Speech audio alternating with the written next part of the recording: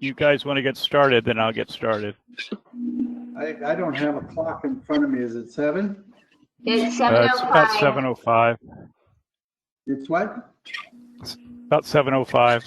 Oh, okay. Well, then most of all of you who are tuned in know each other, know us, so we don't need a whole lot of introduction. No. Jim know quite well. By the way, Jim has agreed to become next year's president, so treat him with a lot of honor and confidence. Okay. Am I sharing my screen so everybody can Yeah, see you me? have your screen, and do you want me to mute everybody for now, or what would you like? No. You know, if that's not necessary, if somebody has a Okay. question as I go through it, then they can ask, and I'll hear them, I suppose. There's an echo, though. There is. I'm not sure where it's coming from. Okay.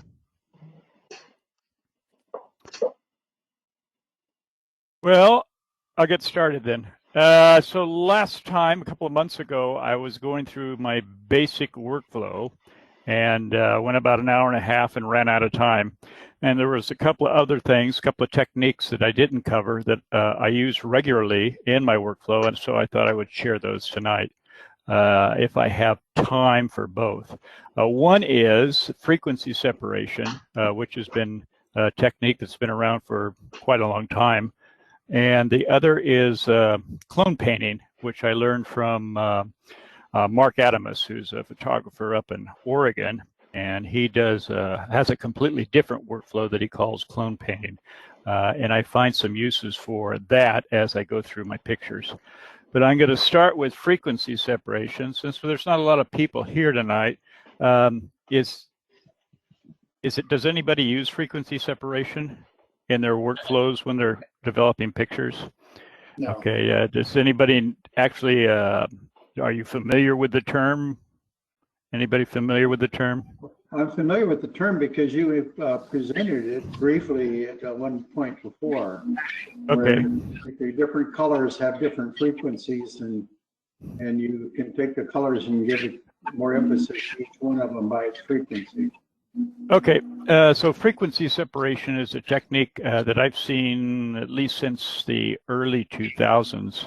And what it does is it uses 2 layers or more. I use more than 2 layers, but essentially uses 2 layers and separates color and luminosity from detail or structure so that you can work on one of the layers in the group and only affect the structure. That is, you're not messing with the color or the luminosity, or in the alternative, you can change color and luminosity and not affect the structure or the details in the picture.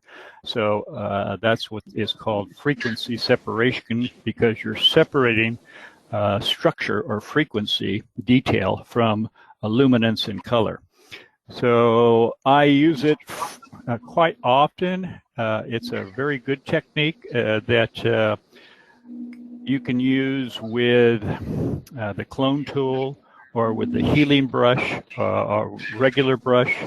And then I use it with the mixer brush quite a bit. Is everybody familiar with using the mixer brush in Photoshop? No. Not so much. Okay, so this will be hopefully a learning experience then for all of us. Let me bring up.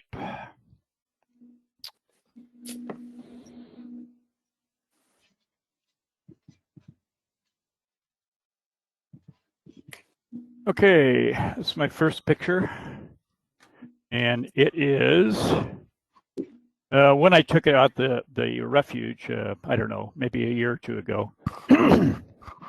And it's a picture of a white egret, and it's not a bad picture. The problem with it, of course, is that there is this plant that you can see through, but it's discoloring the feathers of the bird, and it kind of takes away or detracts from the picture altogether.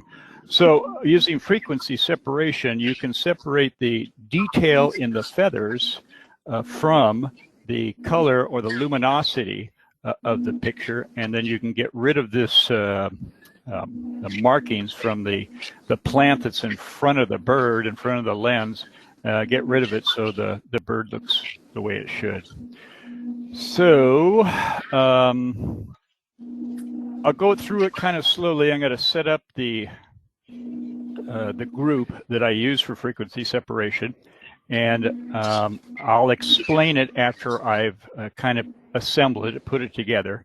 It is something that you can do if you observe it, and maybe you can go back at a later time and watch the video, because Elizabeth's recording this. But I'll go through it pretty slowly, and I'll go through it a number of different times as I set it up. So basically, you start with the background layer, and you, if you hit Control-J, you just duplicate the layer. You can just drag the layer down to the bottom, and you're just duplicating the background layer.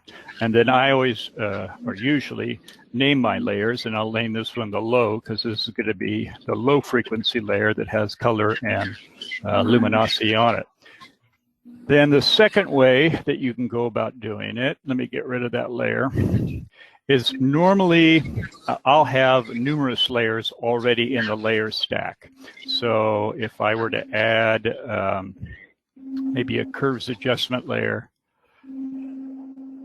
and there we go back, curves adjustment layer, then if I duplicate the file like I did before, I just duplicate the curves layer, and I don't want to do that. So the action involves starting off from the beginning. If you have multiple layers, you add a transparency layer down here at the bottom. It just adds an extra layer, and then you stamp your picture into that by hitting Control-Shift-Alt-E.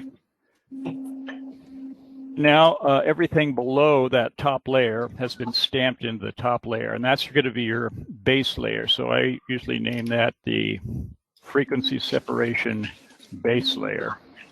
Now I can duplicate that layer by hitting Control-J, and I rename that low. With the low layer activated, then I come up and before I do that, what I do is I make a smart object out of it, because I'm going to put in multiple filters into the smart object and save it. In order to make a smart object, you can go up to the top here. Hopefully you can see my cursor. And I'll hit Image and go down to, hit Layer, go down to Smart Object and convert to Smart Object. So I'll do that. Or you can right-click on the layer and convert to Smart Object. Or there's a keyboard shortcut, which I usually use because it's quicker. And so I hit that, I make a Smart Object. Next, what you want to do is you're going to blur the low layer. And you're going to blur out the detail that you're going to put on the high layer. So I'm going to go up to Filter and go down to Noise.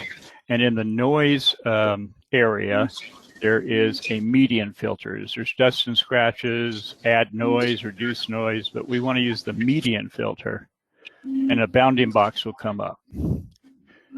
That's going to blur the lower image, and what you're trying to do is blur detail that you're going to switch to the high frequency layer, and you're going to just kind of move in to see how much detail we want to get rid of. And in this particular instance, you just want to blur enough detail out.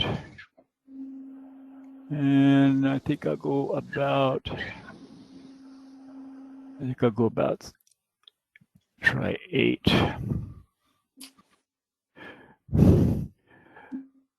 And I used a blur radius of about 8 in this particular instance. With the median filter, what you need to look out for is where you have sharp edges in here like this.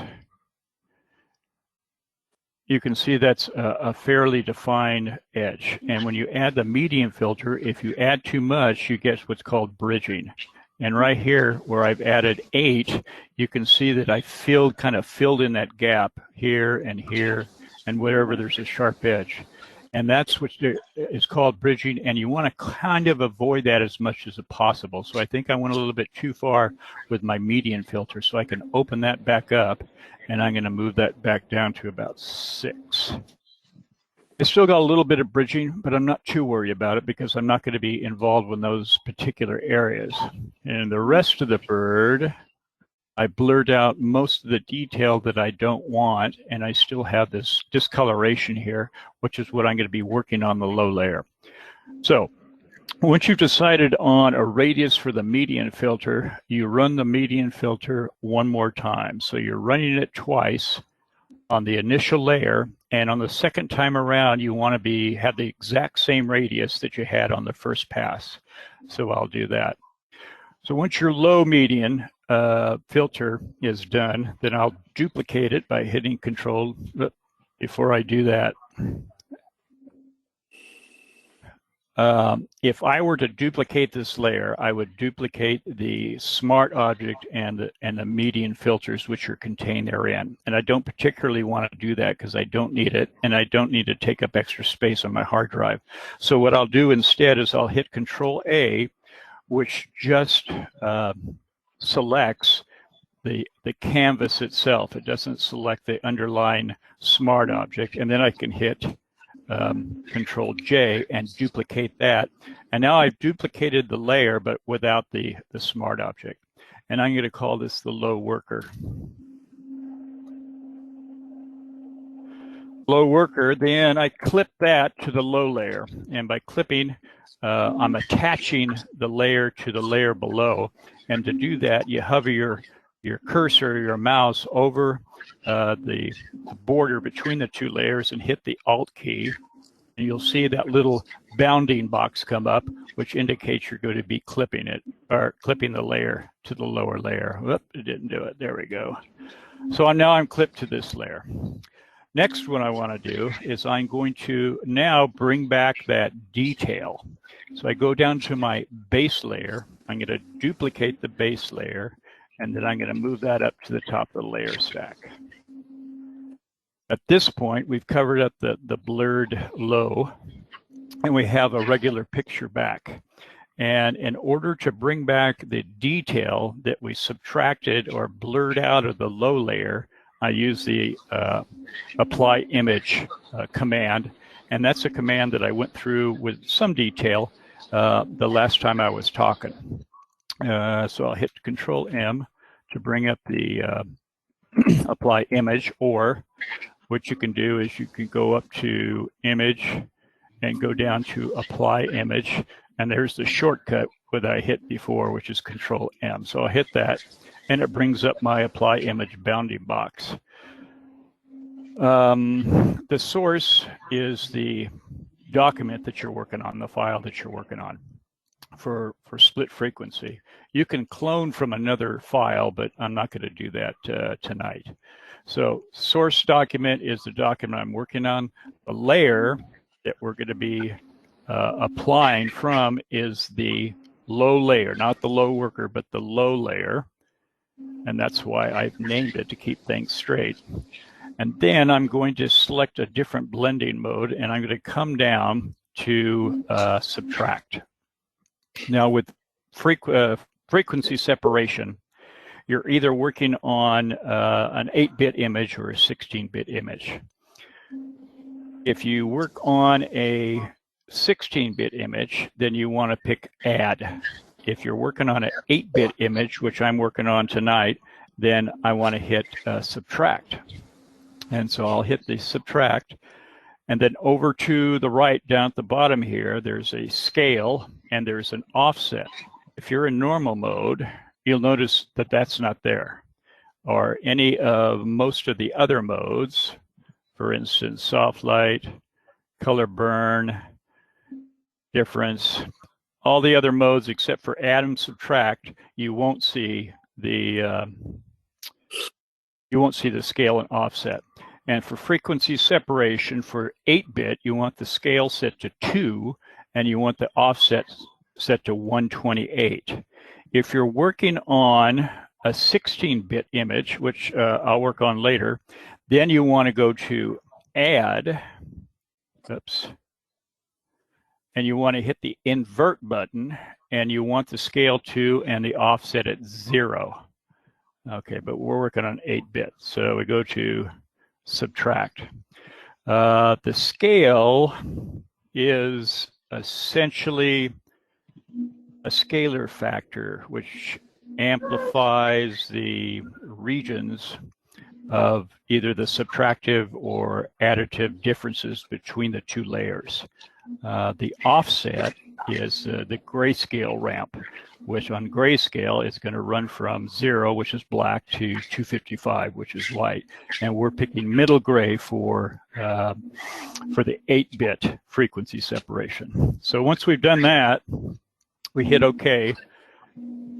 And now the detail that we blurred out of the low layer is now on the high layer, and we'll name that high. Next, what I want to do, just like I did on the right here, the low worker, I'm going to duplicate. Pardon me? Okay, I didn't hear anything, so I'll keep going. I'm going to duplicate the high by hitting Control J. Oops, there we go. And I'll rename that high worker.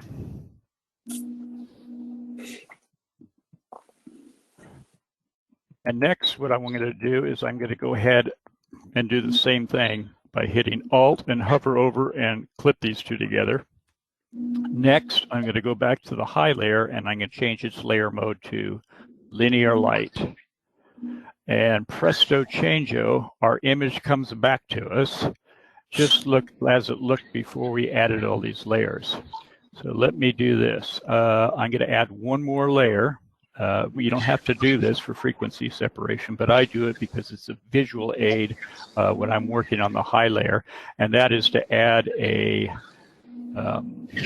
adjustment layer, a curves adjustment layer at the top, and then I'm going to add a solar effect. So I'm going to solarize using the curves adjustment layer I'll hit 4 points, and when you're working in Photoshop and you bring up the curves adjustment layer or a curves layer, you have this diagram, this box, which has the histogram in it and has the curve, and this is a linear curve.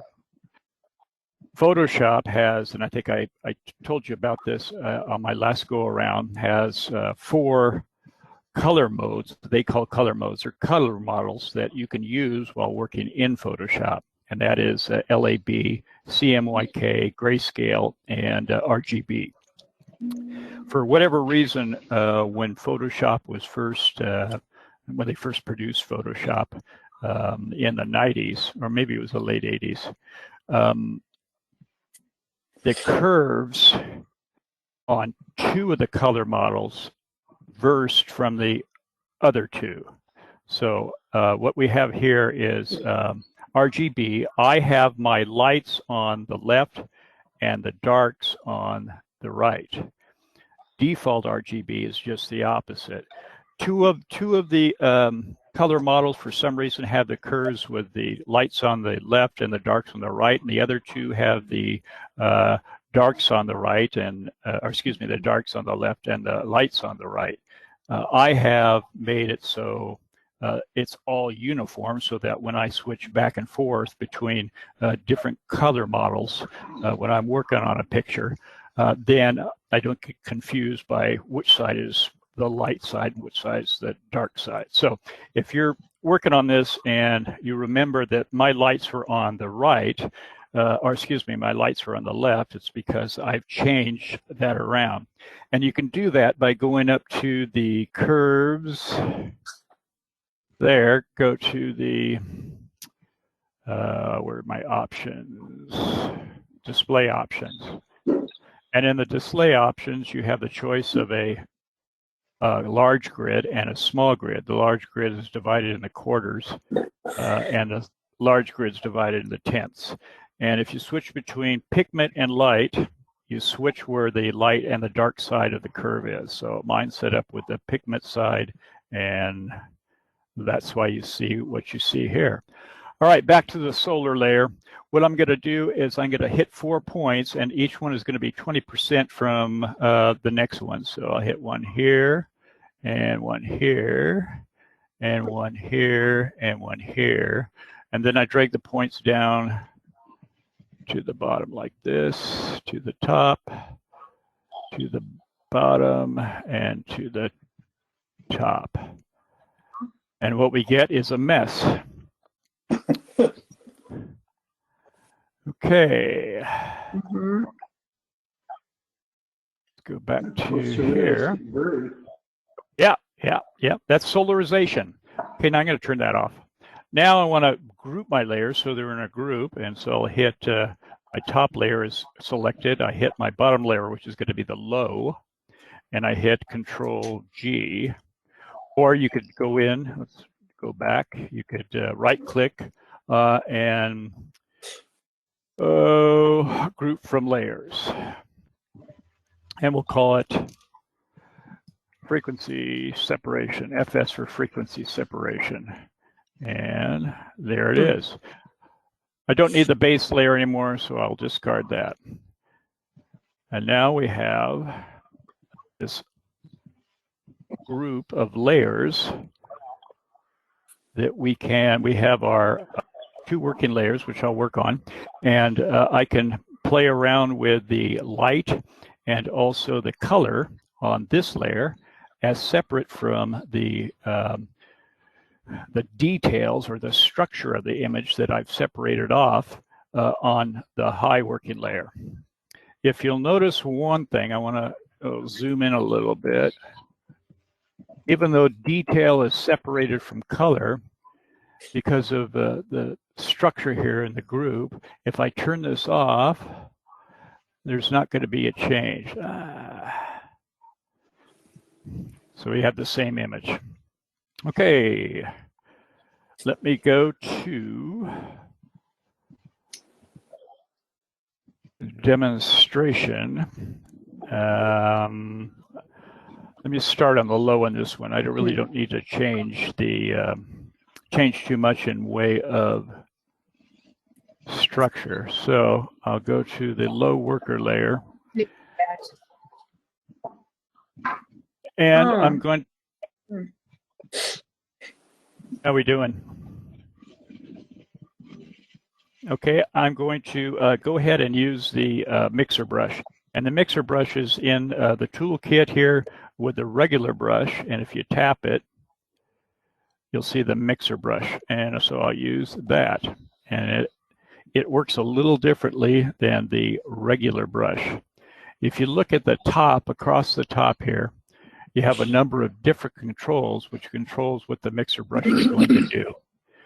So the idea behind the mixer brush when they came out with it, and still, is they want the brush, whether it's your mouse or I'm using a Wacom pen, they want the brush to act like a real paintbrush. And so they put up here this square, which is, there's nothing in it now, it's transparent, and that's sort of like the paint well. It's sort of like your paint palette that you have your paint on and that you mix on, and so that you can tap it and the color picker comes up and you can pick some kind of color of paint, any paint color that you want, and you'll hit OK, and that becomes our paint, and then this button loads it. So now we have a brush loaded with red paint, and we can paint on our picture, and we can paint red. The next button is the brush cleaner. It's like taking your brush and putting in the can of paint thinner. It cleans whatever paint is on the brush, so the next time you load the brush, it's going to load it with a clean color, rather than have a bunch of colors that have been mixed in with it from when you've stroked on top of the painting. Over on this side, you have wet, load, mix, and flow. Wet is how much the brush is going to pick up paint from the canvas rather than from the well. Load is how much paint is in the well. Mix is a combination of wet and load. And finally, flow is just like our opacity, except you're building up building up the strokes to full. You can start out with a low amount and it slowly builds up as you paint. For purposes of frequency separation, now that I've gone through that, most of this doesn't matter at all, because I'm going to turn off the paint well, because I'm not going to add any paint. I'm going to be moving around color from the canvas itself. I'm going to turn on clean the brush after every stroke. The wet is set to 100, the load set to 100, the mix is set to 100. The only thing that varies with frequency separation when you're using the mixer brush for this technique is the flow. And so flow, and I'll demonstrate flow later, it's going to vary from a very small amount to a substantial amount. And in this particular instance, I am going to go ahead. Pardon me? Are you hearing any of what? Yeah. Okay. How are we doing? Okay, anyway, I'm going to start with this picture. I'm going to go ahead and set flow at about 25 and see what happens. So, as you can tell,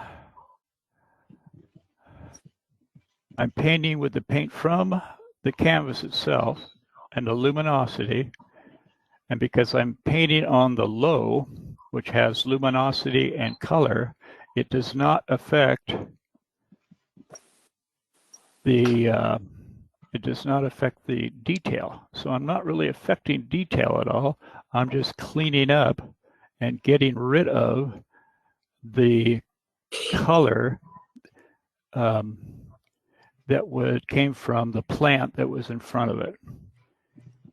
And you can vary the flow to your liking. Sometimes it'll be a lot, sometimes it won't be very much. I'll go down to 10.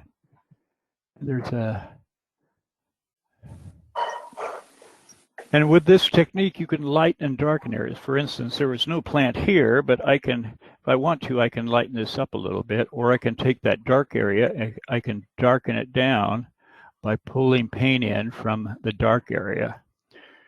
And let me put this over here. And maybe I can draw some white paint down in these tail feathers here.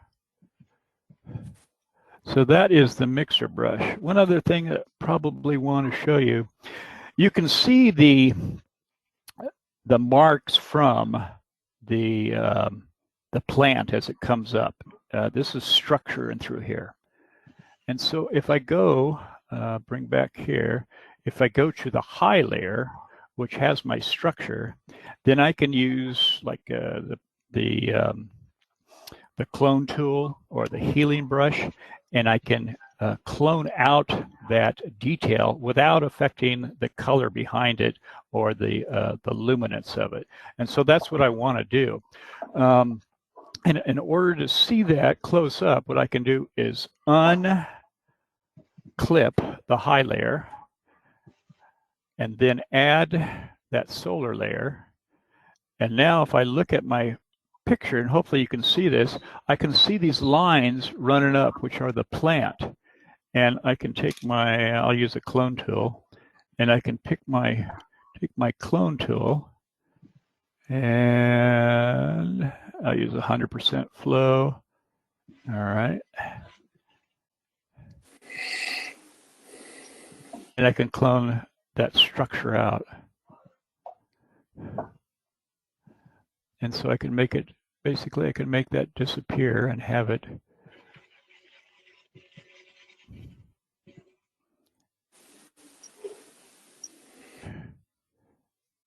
so that you won't see it anymore. And like there's some above the bird here, not very much.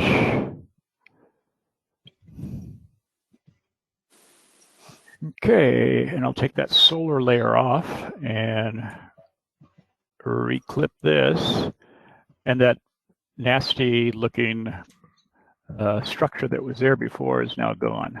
So we've cleaned up the bird, got rid of a lot of the crap from the plant that was in front of the bird. And that is frequency separation. And I could, that's a demonstration. I could do a little bit more to clean up. There's still a little bit left in here, but you understand the basics of that frequency separation. So let me get rid of this one. Okay, any questions so far?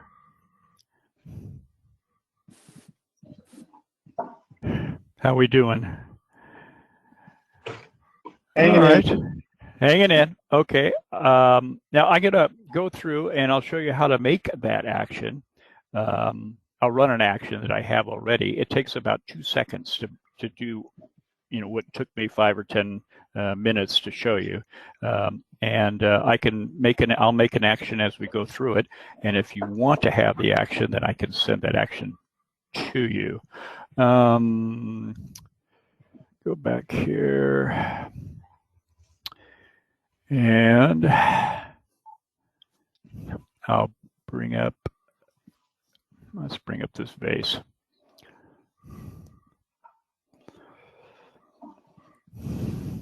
Okay.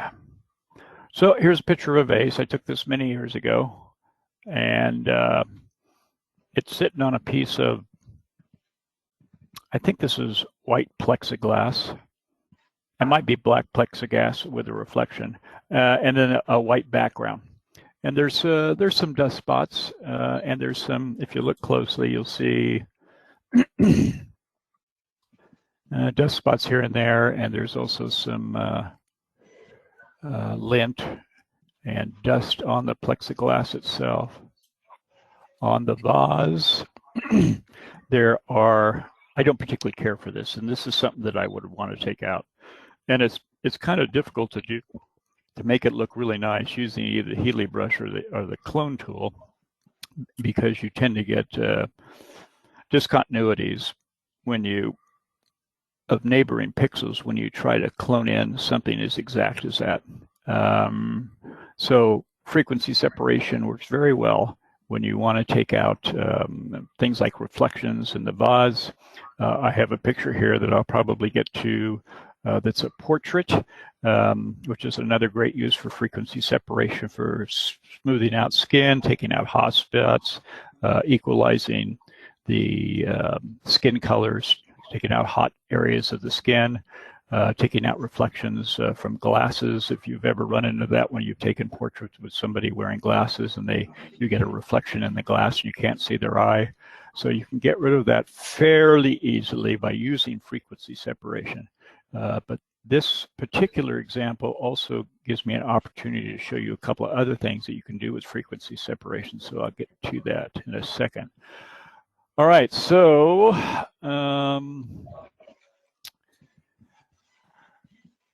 as per before, I think I've already prepped this file. Let me go to my color picker. And again, I'm using the info palette and lab as I explained last time. And I'm looking at my colors, and I got 1936, which is a nice green. I've got nice colors in the roses.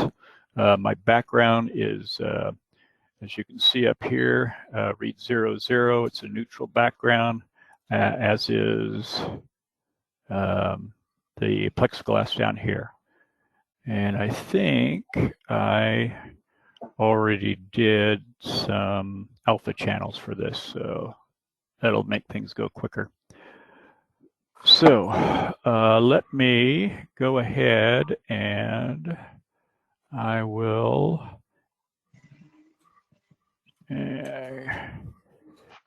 it's over. I will go ahead and add just a curves adjustment layer.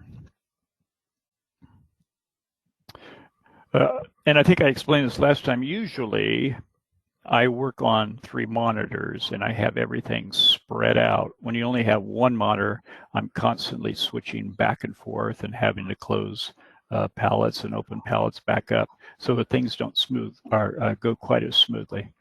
In any case, what I would do again is if I wanted to make an action out of this, I would go over to my actions palette, which I have open on another screen. And I would open a new folder, and I'll call this frequency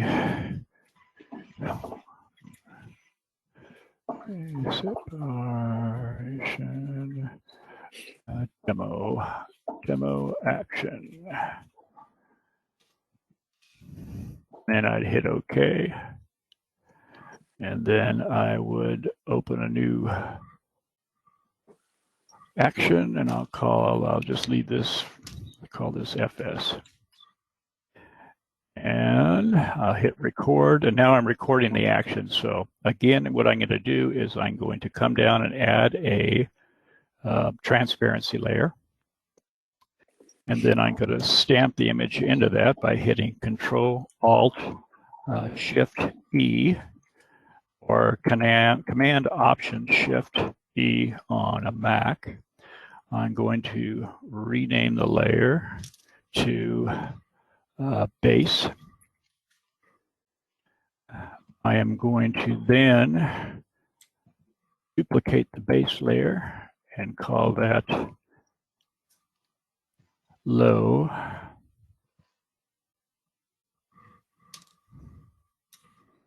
You can name it anything you want. I just suggest strongly that you name it so you know which layer is which. You know, often in a picture, I may have 10, 15 layers.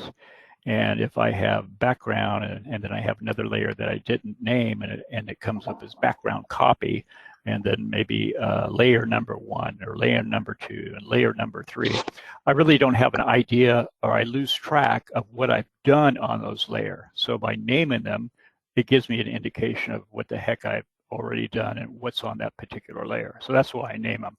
Anyway, we'll call this one low. And then on the low layer, we'll make it a smart object. And then we'll come up and we'll go to our filter, and we'll go to noise and median. And on this particular one, I'm going to go, I'm interested not so much in fixing up the dust and scratches on the background. What I'm interested in primarily is that nasty looking little reflection from the softbox. So I'm going to go fairly high on this one. I'll try about 16. And that's going to blur things out quite a bit. So most of my detail information is going to the next layer. And then again, you do it twice. Noise, median, and exact same radius that you used on the other one, and hit OK. Then I'm going to duplicate the low layer by hitting Control J, or you can also, you know, right click, and in the pop-up box that comes up, you can hit duplicate layer. It's just quicker to hit Control J for me. Oops, I forgot to do something. So again, before I duplicate the layer, I just want to duplicate the canvas, and so I hit Control A to pick the canvas, and then Control J to duplicate it, and then I'll call that one low worker, and I'll clip the low worker to the low by Alt clicking at the junction between the two layers, and it clips it onto the low. I'll come back down to my base. I'll go ahead and make a duplicate of the base by hitting Control or Command, if you're on the Mac, J, and move that to the top and rename that high. Then on the high layer, I'm going to go to my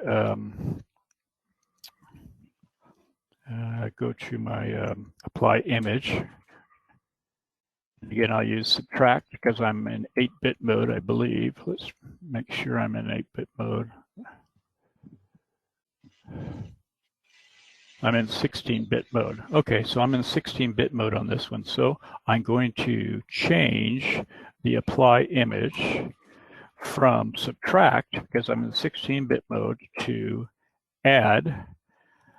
I'm going to hit the invert box, and I'm going to hit scale at 2, and the offset instead of 128 is 0 for 16-bit images, and I'll hit that.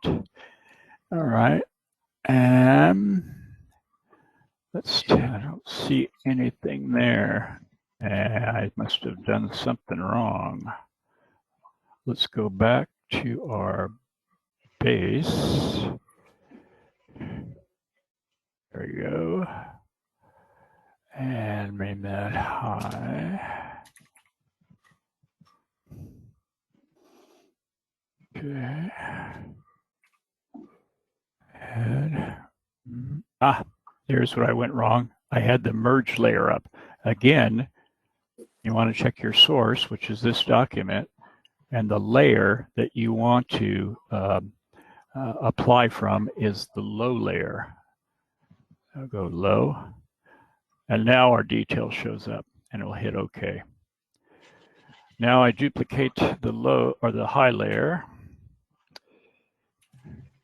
and I'll call that high worker. High worker, and I'll go ahead and clip it.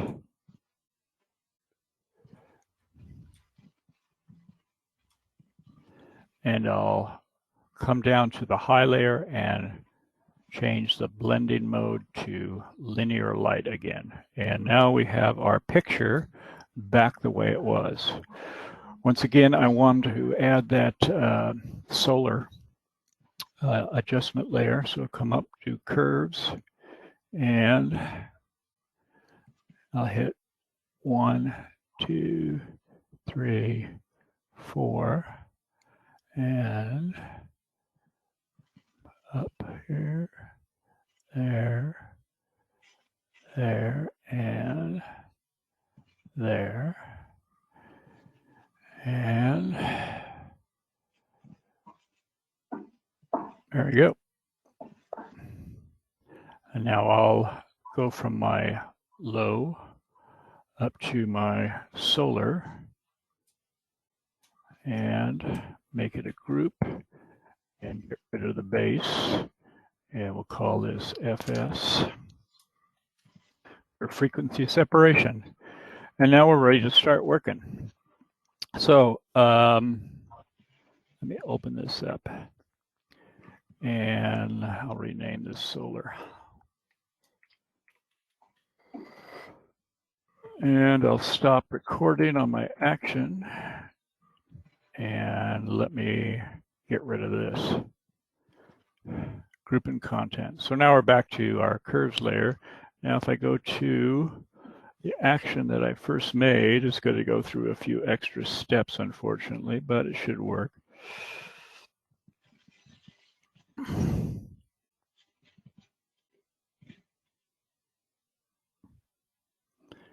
All right. Ow. I double up on it. Let's get rid of that. And there we go. I go up here. Let's check our layers here.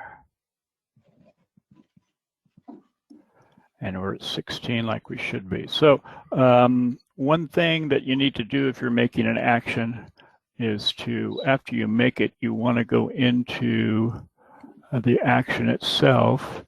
Let me pull this over here. This is the action that I just recorded. And where it says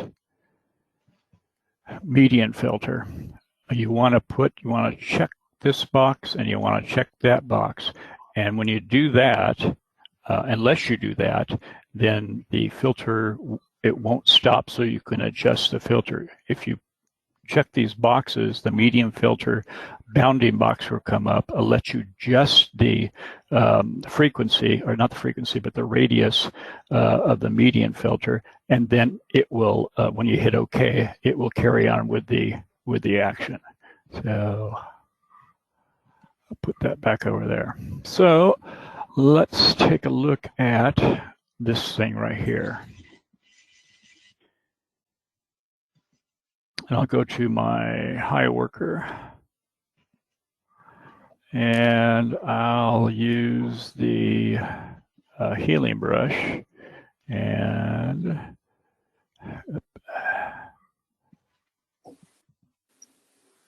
there we go.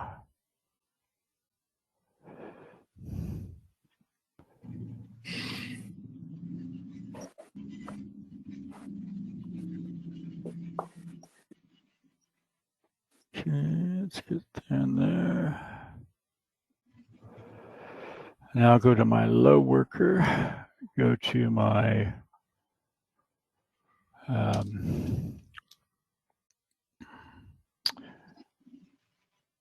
mixer brush, and again, going to the top, you want to make sure that the well is empty. It's a transparent. You want to make sure this is off, so you're not going to load the well with any color.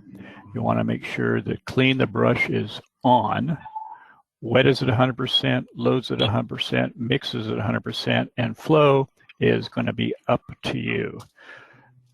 So let's take a look at how much flow. We're currently at 10%, and so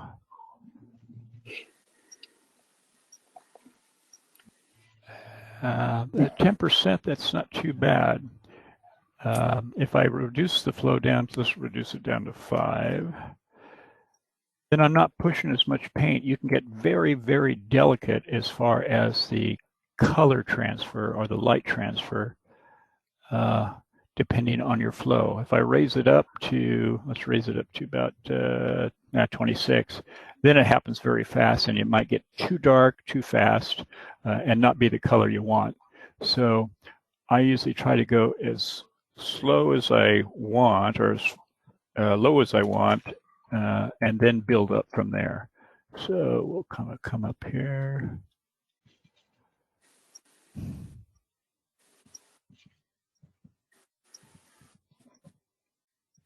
Now I'll kind of step back.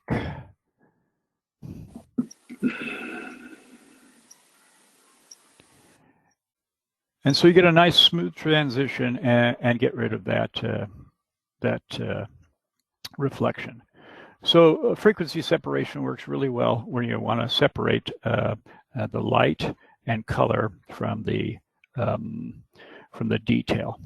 So we've gotten rid of that. Now I'm going to move on to the background and the foreground, and I'll show you a couple of things there.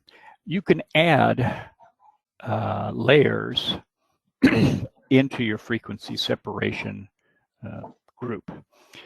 And what I want to do here is I want to get rid of all this crap that's on the bottom. And so what I'll do is it's basically just white or a gray. And so what I can do is a gradient. And so I'm going to add a gradient on this bottom piece of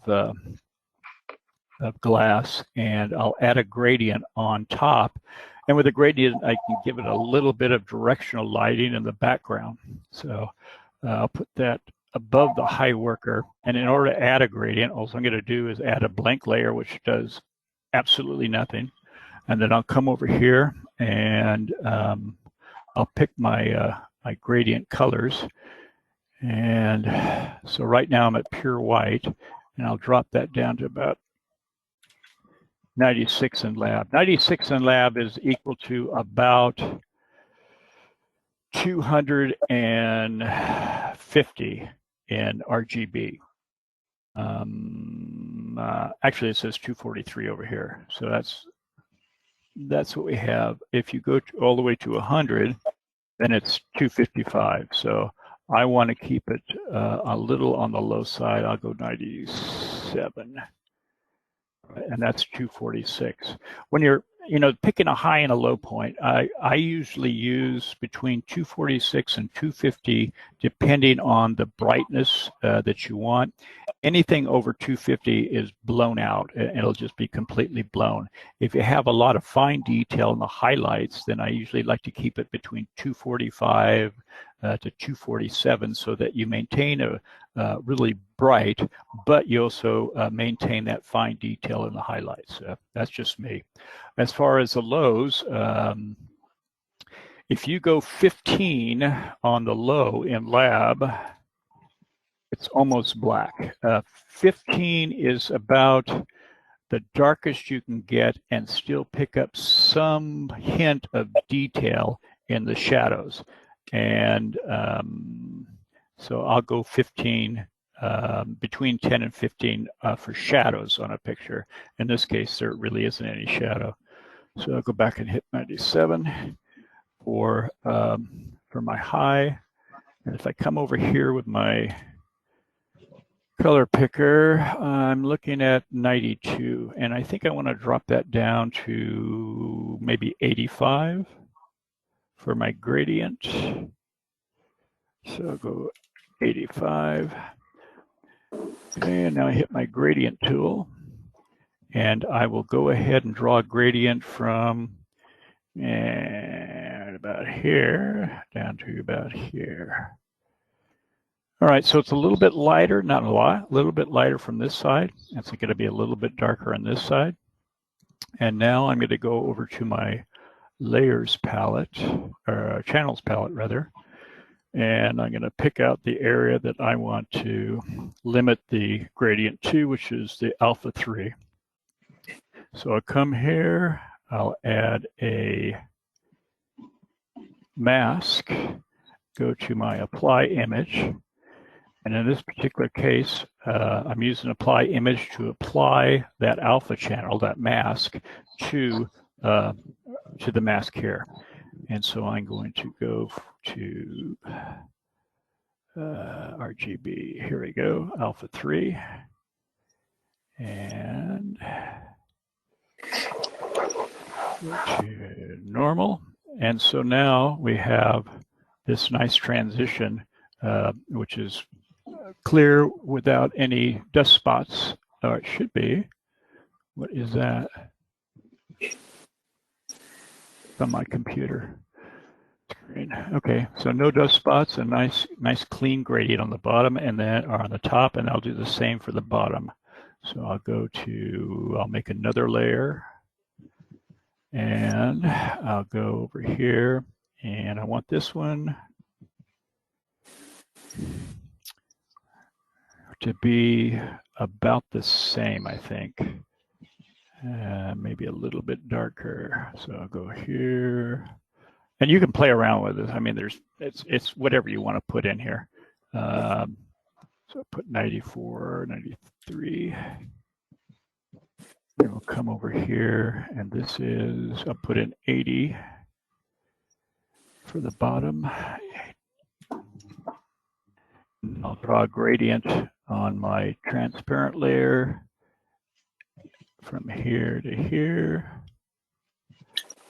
And then I will add, let's see, my channels is, so I want number 2. And hit my apply image, and I'll use alpha channel number 2.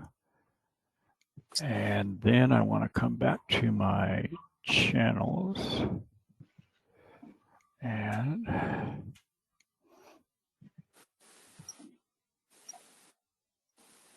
kind of apologize. Oops. Yeah.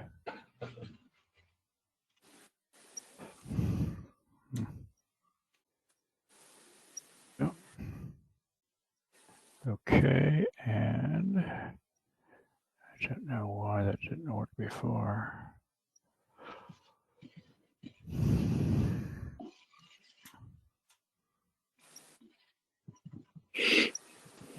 Black. All right. And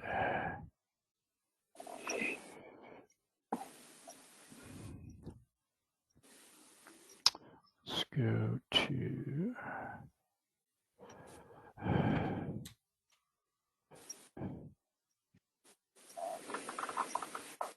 convert.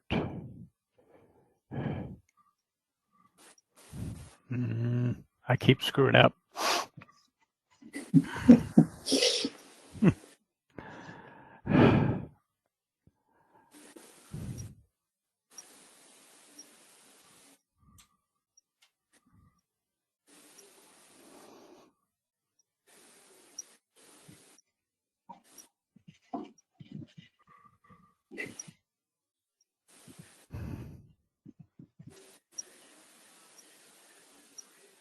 There we go. Finally. And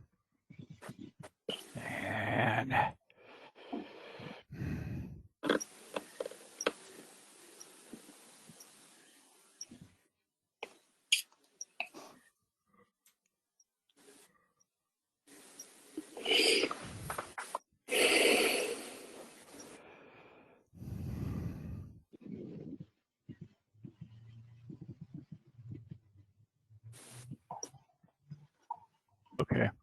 So that is, sorry that took so long. It's one of the problems I have when I'm bouncing back and forth rather than having everything open in front of me. So we've gotten rid of this. We've fixed up the background, and we're ready to proceed with the picture. And I would probably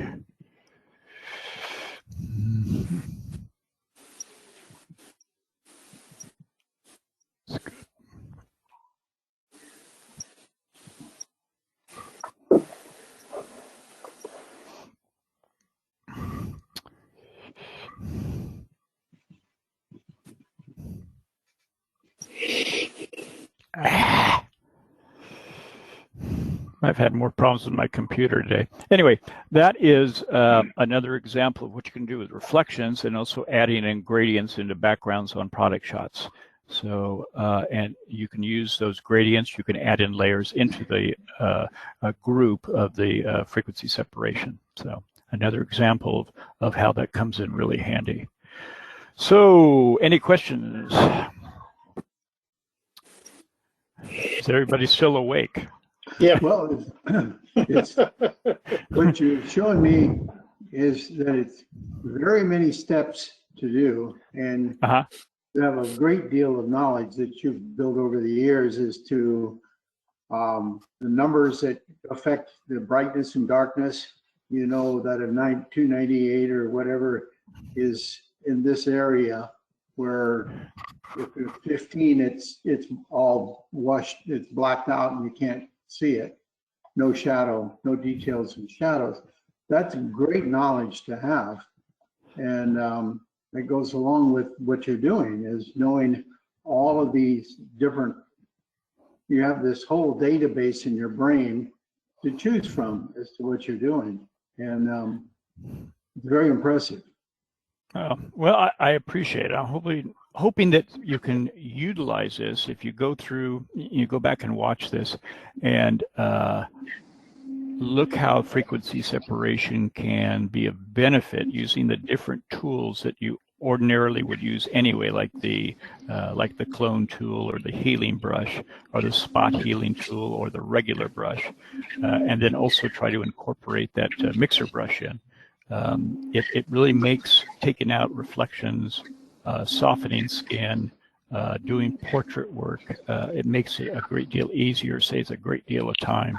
I've been going for about an hour. I'll do one more if I have time. And let's get rid of this one. Oops. There we go.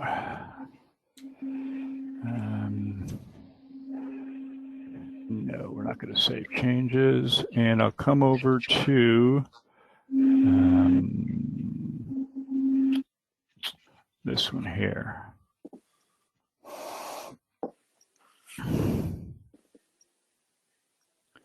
Okay, this is a portrait.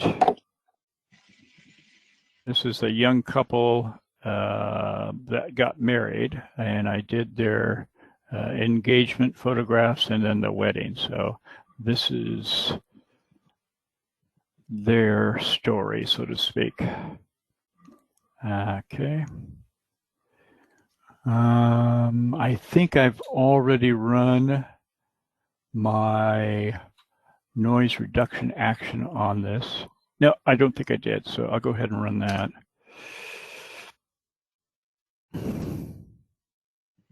And I know John uses denoise, and I find denoise to be as good as anything else on the market, so I use it on pretty much every image. Okay, let me check. What's my mode is 8, so it's an 8-bit image. I usually work in 16-bit image. It just helps out. Especially like the last example where you're drawing gradients. If you're in 8-bit and you have a real smooth gradient, then you get banding. And so 16-bit takes out a lot of that banding. And then if you still have banding left over, then you add some grain into it. I forgot to show you that, but we'll wait for another time for that. Anyway, we have this young couple, and as you can see here, we have these reflections in the glasses, which aren't particularly nice, and on this side too. And then her, we have, she has a pretty nice complexion and a nice smile, but there is some things that we can take out or smooth out on her face, and frequency separation using the low to kind of even out the reds here. We can add a little bit of depth by creating a shadow and highlight in certain areas. We can get rid of slight blemishes such as this. And I think there's one down here. On him, I probably, this line here under his neck, I'd probably get rid of that. And so I am going to go ahead and here, and I'll add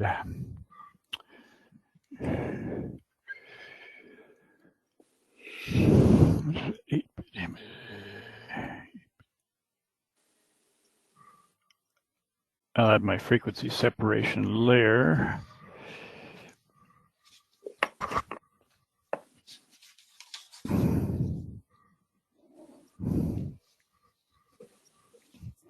And this one I'm keeping pretty low when I'm dealing with face structure. I'm going to go with about a 4. And then I duplicated the median layer. And now I'm running the action. And you can see how fast the action works. I'm ready to go now. So I'm going to start on the high worker layer. And I'm going to use the healing brush tool. And I'll unclip my high worker so I can see exactly what I'm working on. And I'll go ahead and activate the solar. And go ahead, let's do this.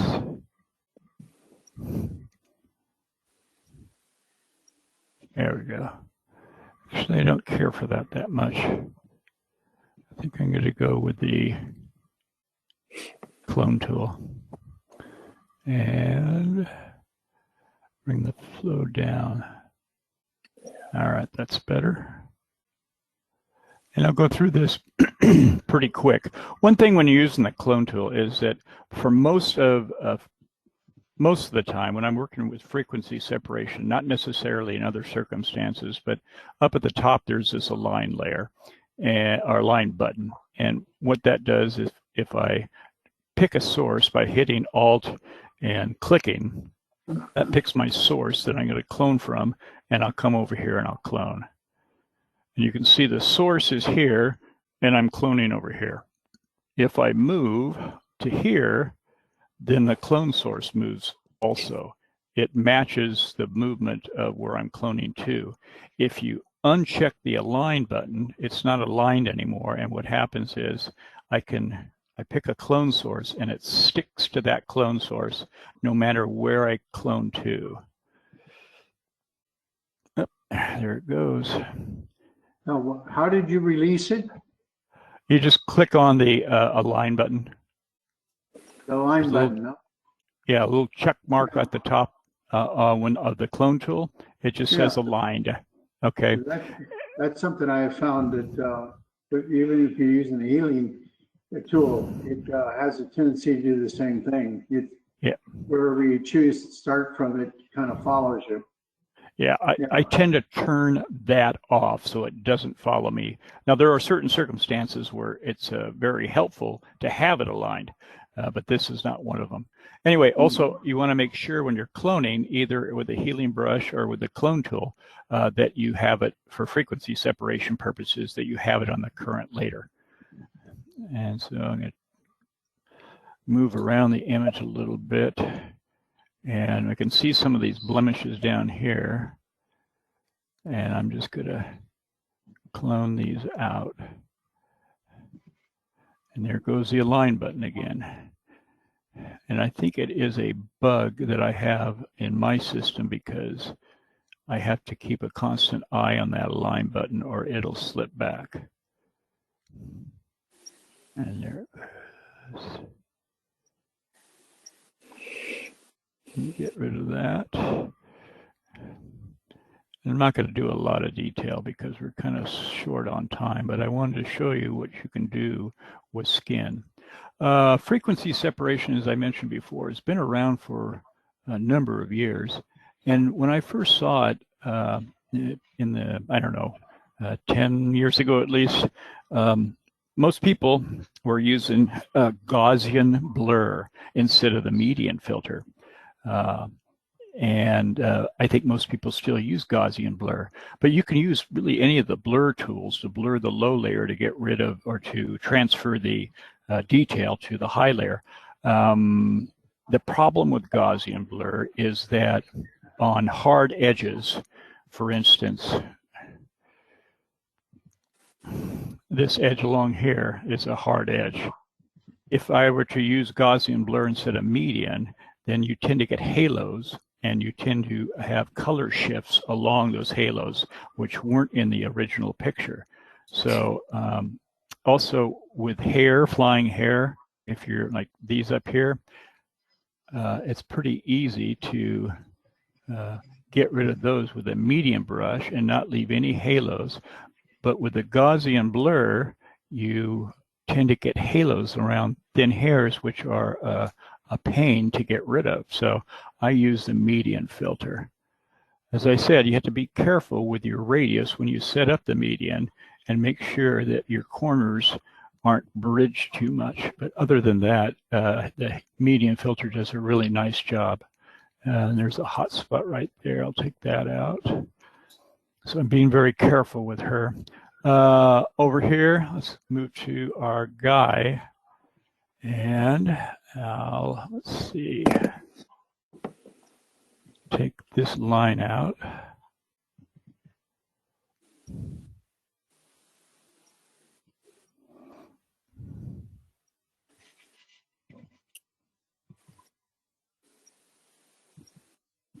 All right, and we'll go up to the glasses.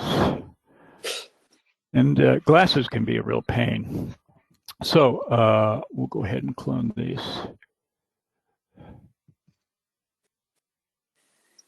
And what I'm doing is I'm removing that glare, at least the portion of it that is structure and not color. Deal with the color and the lightness later.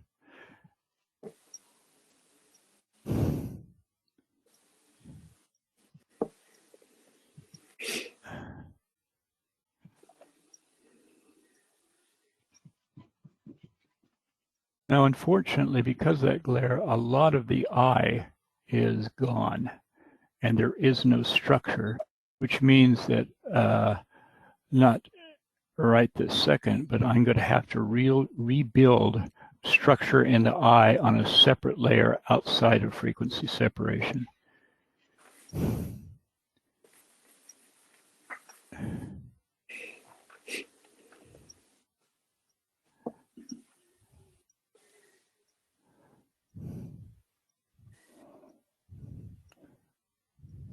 Now, do you do this much touch up on pictures? You do a wedding on every picture you produce one? You know, I try to avoid getting glare in the glasses. It depends on the lighting conditions, but I kind of look for a way to get around that. As far as touch up on, you know, skin touch up, then I do, for the most part, on the gals. Not so much the guys. I might do a little touch up on the guys if there's something glaring that needs to be fixed. Say that's a lot of hours. Well, you know, it goes pretty quick. Yeah, but say you've got 100 photos. Yeah, that's why I don't do weddings. Yeah. Yeah. Yeah, I was never much interested in doing wedding photography. Now you can use this on landscapes. You can use it on pretty much anything. Um, there's just a lot of uses for this technique. It's a great technique. It saves a lot of time. I know I'm running out of it, so let me get this in here real quick, and we'll go to the. Okay, I'll go down to the low, and now I'll go ahead and turn off my solar layer. Oops, there we go. And I'll go and I'll reclip my high worker, which brings back the picture. And then I'll go down to my low worker and bring up the mixer brush. And again, I'll go through this one more time. On the mixer brush, for purposes of frequency separation, I'm not going to load the brush with new paint. I'm going to use the existing whatever color is on the canvas. So I don't want to add some other color in there. Usually, there are times where I may use a brush and add color in, but for the most part, this is going to be left blank, which means I leave this first mark off, which means I'm not going to fill the reservoir. This is a reservoir paint. I am going to check the clean after every brush. The wet's at 100, the load's at 100, the mix is at 100, and flow is at whatever level you think is appropriate, and you just kind of, it just goes on a picture-to-picture basis. All right, so I'm at about 10%. Let's see what I can do. Let's move in a little bit. All right, so now the texture, underlying texture on the pimple and around it is still there because it's on a different layer. We've just eliminated the pimple as all. There we go. And let's get that. We didn't take that hair out. Come down here. I'm going to increase my flow. I'm using a Wacom tablet, and I have an airbrush, and the airbrush has a stylus on it, and I can vary the flow with the little wheel, the stylus wheel on the top. So I can set a flow maybe of 25, but I can vary from 25 down. 25 would be 28 rather. 28 is 100% wide open stylus, but I can close the stylus down so it's 0. So I can adjust the flow with my finger as I'm painting on the image on the fly, which makes it a lot easier. So it's one example of why I like tablets.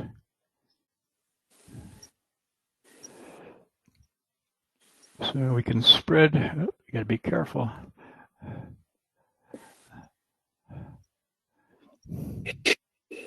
Hey, you gotta remember she worked hours on that makeup. Yeah. Let's get rid of that. And I want to make sure I back off a little bit. I noticed you didn't remove the highlight off her tooth there. No, I didn't do that. I can. I know you could. But what time is it anyway? It's 8:19, so I'm almost out of time. So this isn't, maybe I should have done this one first. But you can smooth out that skin very nicely, very slowly. You can shape it and move the flow. Like I can shape that highlight and move it on upper cheek. I can move dark down. You can just with the, and I'm going overboard now, but you can add highlights. You can take away highlights. You can do a lot of things with that mixer brush. Okay, and moving over here. And there we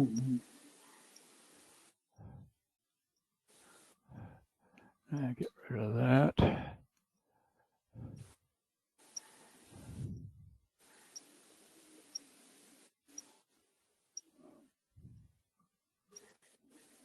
right. So here's a before and after. That cheek looks terrible, but I was just doing it for demonstration. Oh, I'm going up to his glasses now. Where am I? 35 is much too high. I'll come down real low. And it's a good idea to, every once in a while, make sure you're on the wrong layer. It seems like every once in a while I'll be sitting there and I'll be using my mixer brush, and I'll be sitting there and I'll be going like this, and nothing's happening. And I sit there and make 20 strokes and try to figure out what's going on. I look over and I'm on the high layer. So you want to make sure you're on the correct layer.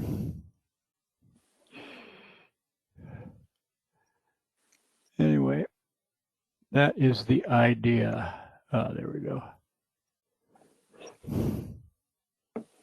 So on this layer, as I said, we're just working with the color, and we're mixing the color and the lightness.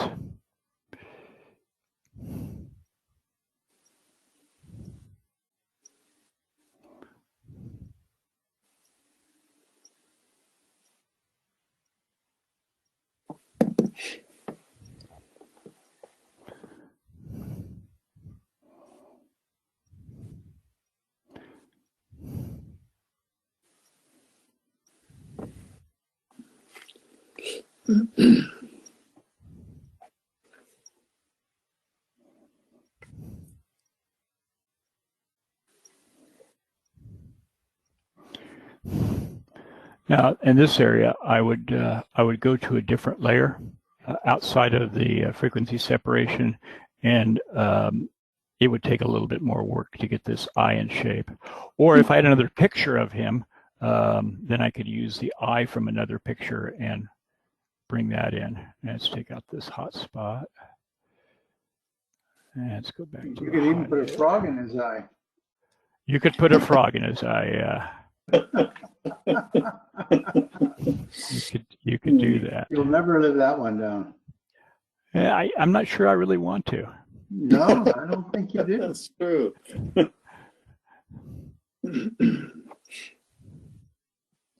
That frog has been a good friend. And the you're rabbit too. You're gonna have to get yourself a frog pin and wear it. Yeah, there you go. Go back to our low layer and clean that up.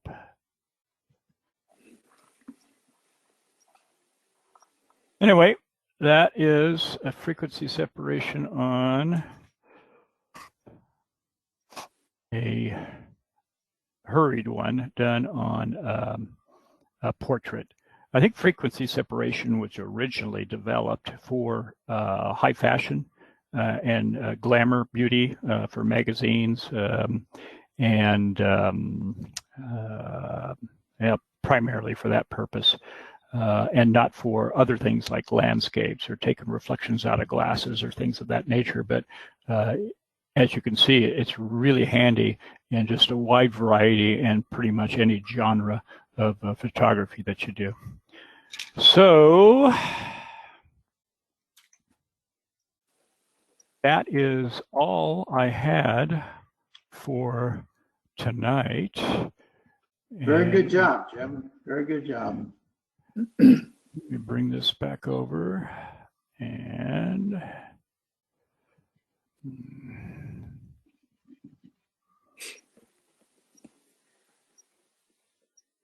bring my picture in. Okay. There you go. Any questions on that?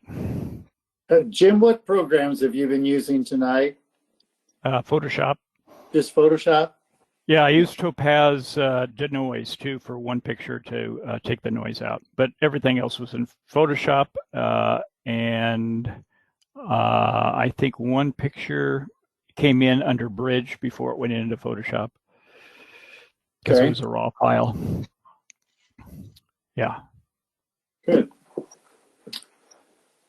So if anybody is interested, then I can send you an action for the frequency separation, both for 8-bit and 16-bit. Just get a hold of me and I'll send something to you. Okay? Yeah, thank you very much. Very, very enjoyable. Okay. Daniel, how you Thank you. doing? Job well done. Okay. All right. Thanks, all. I'll see Thank you We'll next see you next Tuesday. week. Okay. In person. Sounds good. All right. Thanks, Jim. That was great. All right, Elizabeth. Thank you. See you later. Thanks, Jim. Good night.